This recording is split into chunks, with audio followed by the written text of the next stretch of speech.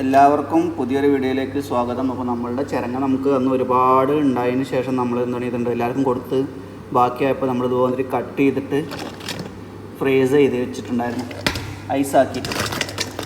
കണ്ടില്ലേ, ചിരങ്ങക്ക് ഒരു കുഴപ്പമില്ല. നമ്മൾ കട്ട് ചെയ്യുക, എന്നിട്ട് കഴുകരുത് കേട്ടോ. കഴുകാതെ കീസയിലാക്കിയിട്ട് വെക്കുക. നമ്മൾ ഉപയോഗിക്കുന്ന സമയത്ത് കുറച്ച് വെള്ളം ഒഴിക്കുക, അപ്പോൾ ഐസൊക്കെ കണ്ട് പോകും. കണ്ടില്ലേ, ഐസ് ഇട്ടു, ഇത്രയുള്ളൂ വേണ്ടുള്ളൂ. ആ കട്ടണ്ട് പോയി. നന്നായി ഒന്ന് കഴുകുക, 2 വട്ടം കഴുകിയിട്ട് അങ്ങനെ ഇടുക. നമ്മളെ കറി, ചിക്കൻ കറി ആണെങ്കിലും ഇനി ചിരങ്ങ മോര് കറി ആണെങ്കിലും എന്താണെങ്കിലും നമ്മൾ കഴുകുക, കണ്ട് ഇട്ട് കൊടുത്താൽ ഞാൻ അടിപൊളിയായി. ഇത്രയേ വേണ്ടുള്ളൂ. ഒന്ന് നമ്മൾ ഉണ്ടാക്കിയിട്ടുള്ള ചിക്കൻ കറിയാണ്, അതിൽ ഇടാൻ വേണ്ടിയിട്ടാണ് ഇപ്പോൾ നമ്മൾ എടുത്തിട്ടുള്ളത്. ഉണ്ടല്ലേ,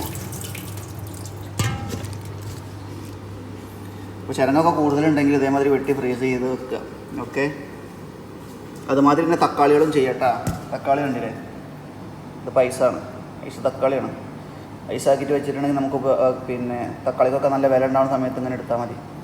ഓരോന്നെടുക്കുക, ലേശം വെള്ളത്തിലൊന്നിട്ടിട്ട് ഇങ്ങനെ ഇതാക്കി കൊടുത്താൽ തോലുണ്ട് പോകും. അതിനുശേഷം നമുക്കൊന്ന് വെട്ടിയിട്ട് കറിയിലിട്ട് കൊടുത്താൽ മതി. ഇപ്പോൾ ഇത് ഐസാണ്, കണ്ടില്ലേ,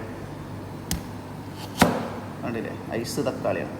കട്ട് ചെയ്യാൻ സുഖമാണ്. 2 മിനിറ്റ് പുറത്ത് വെച്ചാൽ കണ്ടില്ലേ. ഓക്കെ, അപ്പോൾ വീഡിയോ ഇഷ്ടമായെങ്കിൽ ലൈക്ക് ചെയ്യുക, ഷെയർ ചെയ്യുക, കമൻറ്റ് ചെയ്യുക.